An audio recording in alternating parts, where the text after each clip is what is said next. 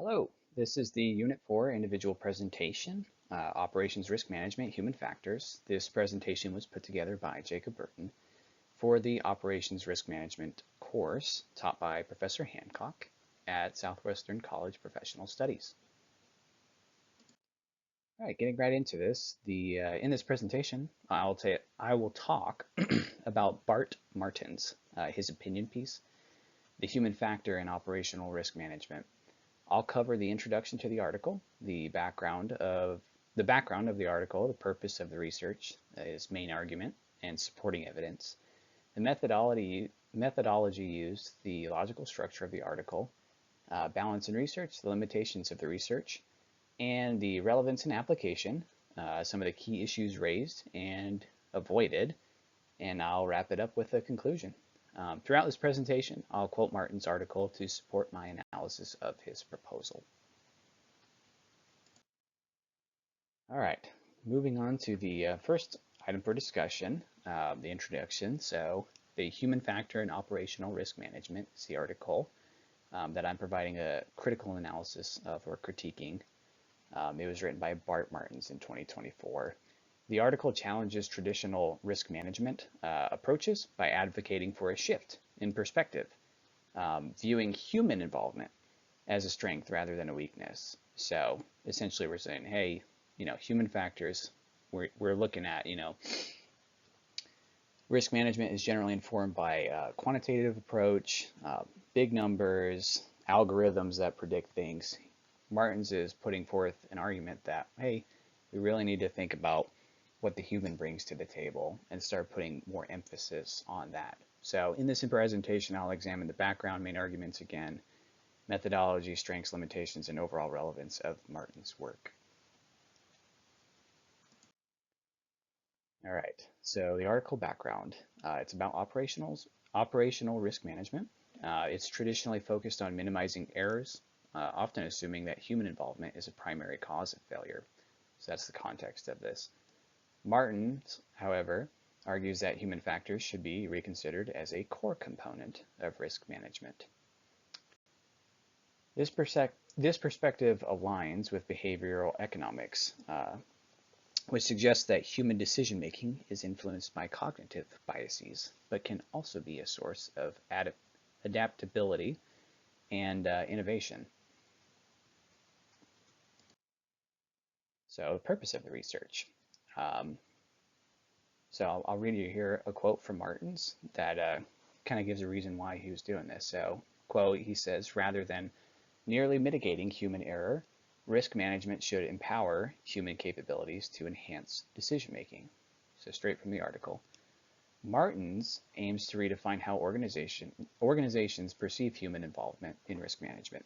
Instead of treating people as the problem or source of error, he suggests that humans have unique strengths, intuition, adaptability, and creativity that can enhance risk management strategies, making humans a valuable asset.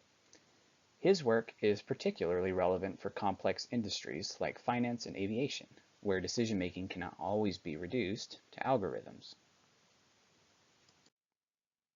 So the main argument. I'll start off again here with another quote from Martins. He says, binary thinking oversimplifies the complexity of operational risk.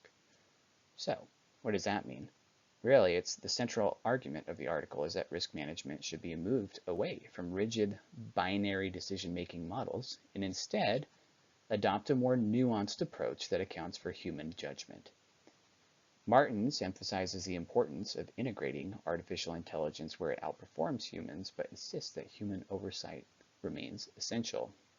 So, essentially the article promotes a more flexible, human-centered approach to decision making. And that's the big piece around it. All right, supporting evidence. Martin supports his argument by referencing decision-making theories and cognitive biases. So the supporting evidence that he references is prospect theory, which explains how humans assess risk differently based on framing. So depending on how a problem is proposed or how the solution is proposed really affects how a person sees the problem. Recognition prime decision model. This highlights how experts make decisions, make quick decisions based on their experience. And then AI and human oversight. So this argues that AI should enhance human decision making rather than replace it. So we don't want to just have something that's ones and zeros, even though AI could be a wealth of information. We want to make sure that the human element is being overrepresented in the decision-making process. Martins fully discloses that there's a lack of empirical data. He acknowledges this upfront in his article and tells us that his perspective is supported qualitatively through his and others' experts' experiences, just like some of the experts that I just read. He uses them as a source. Right, his methodology.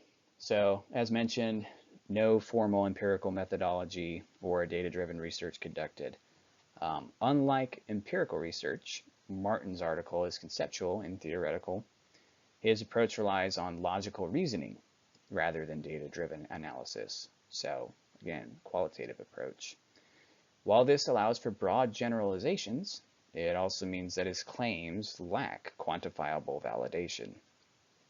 So this is why his article ends with a list of recommendations, actually, to capture how humans interact within the ORM framework, operational risk management framework. Because his argument lacks case studies or statistical validation, I think a mixed methods approach would probably best suit his method in combination with others. So, incorporate both theoretical insights and real-world data. I think that could strengthen his argument. So go back and look through where you start prioritizing human and seeing how the data shakes out after that. In fact, Martins admits as such to this when he said structured methodologies must accommodate human variability rather than constrain it. All right, moving from methodology to logical structure of the article. So overall, the article is logically structured, progressing from problem identification to recommendations at the end. The article is a clear and well-organized discussion of human factors in risk management. Martins effectively argues against rigid binary decision-making models and proposes an integrated approach. There is a logical progression from problem identification to solutions. However, while his reasoning is strong, some recommendations at the end lack concrete implementation strategies, making them more, I guess, aspirational than actionable. Sort of like you should try to be this way, but you're going to have to essentially, if you're incorporating some of his recommendations, you're going to have to find out what that means for you and your organization. So, all right, moving on to balance and research. So he definitely presented a compelling argument, I thought, especially being someone from an aviation background. I am also a fan of prioritizing human in the risk management process and not necessarily driving it by numbers. Numbers are great. They can tell us a lot, but some things aren't captured in data that you just have to know and through experience. So Martins presents a compelling argument to me. I mean, that's just a bias of mine. But his research leans heavily towards the benefit of human adaptability while underestimating the risks of human error. So that's another piece to consider. When you start prioritizing humans, you also have to take the bad part, which is sometimes we don't always get it right. As was stated earlier, it's a strong theoretical discussion but lacks empirical evidence. There is also some bias toward the benefit of human adaptability over structured processes. There is also limited discussion of the risks of excessive reliance on human judgment. Traditional operations risk management, or ORM frameworks, emphasize process standardization for a reason. Human judgment can be fallible. A more balanced discussion would acknowledge both the strengths and vulnerabilities of human decision making, which again was acknowledged by Martins in the article. It was for time's sake that he wanted to focus on the fact that he believed humans and incorporating human factors into the risk management process was the best way to go about it. So that's where the focus was on, and he left other pieces out of it. All right, limitations of the research. Most of it, again, has been covered, but I think it's important to at least have a dedicated slide to capture limitations of Martin's argument and his research. Again, lack of empirical data, limited discussion of human error, and one that we haven't really talked about so much is overgeneralization. It was mentioned a little bit, but overgeneralization, the recommendations are broadly applicable, but lack industry-specific strategies. So again, kind of what I mentioned, you have to kind of take it at the end as recommendations and sort of figure out what that would even mean if you were to consider, human factors in your risk management process. Future research definitely should include quantitative data and real-world applications to validate the claims too. So, if your business starts doing it, try and capture what you can on paper and, shake things out from there. Relevance and application. So Martin's ideas are highly relevant in industries requiring complex decision making, such as aviation. So it's a big one again, that I mentioned briefly. Pilots, they got to balance checklists with situational awareness. And then on top of that, there are compounding issues unique to each situation. So pilots receive an insane amount of training. There are well-established operations risk management practices where it's continuing throughout mission planning, pre-flight, takeoff, cruise, approach, landing. At each point, pilots are taught at least to consider operations factors that might affect their mission. So they're constantly weighing risk management throughout the entire mission, and then do a debrief and kind of review that. Finance is another great place. Traders must both interpret quantitative models and market intuition. Not everything's numbers driven. If it was, then everybody would be making money left and right, right? Sometimes it's got to be based on what people are doing and why they might do it. How do you capture fear in data? You can't always do that. Another great place is healthcare, where doctors use AI diagnostics but rely on experience for final decisions. So, plug in a bunch of information about an individual and see what the AI spits out. But in reality, the doctors are the ones with the training, and they have to, know their patient better than the AI. A place, I guess, where,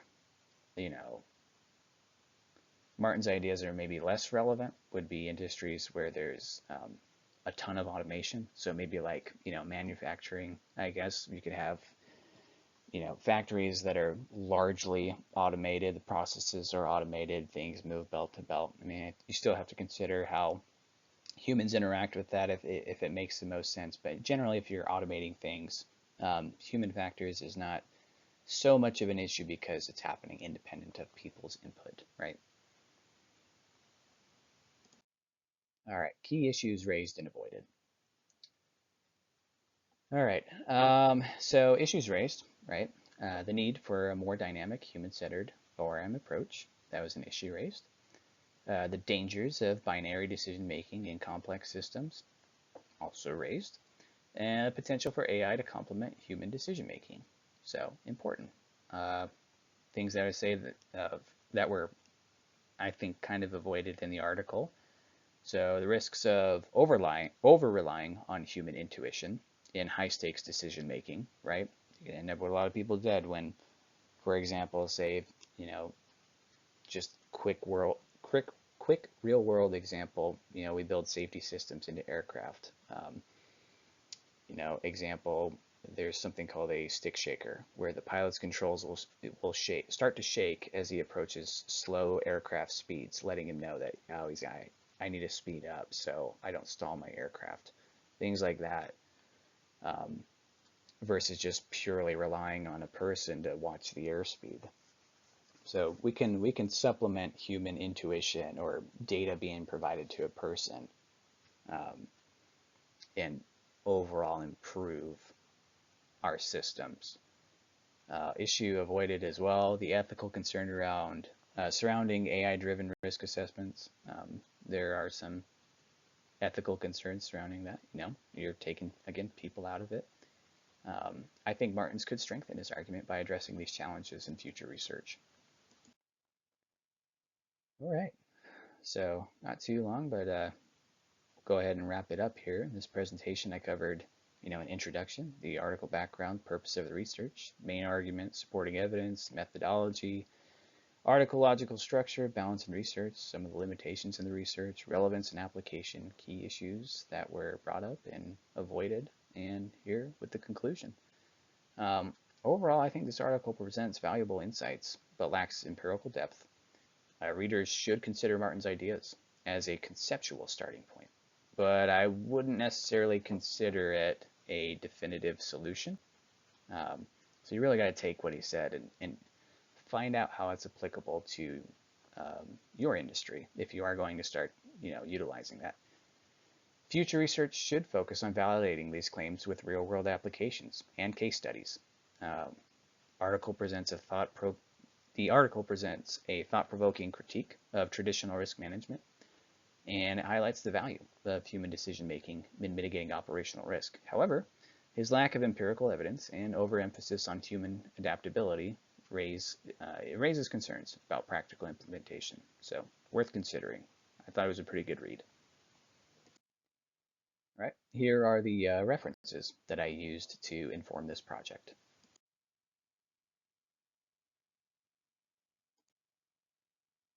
All right, thanks for listening. Appreciate it.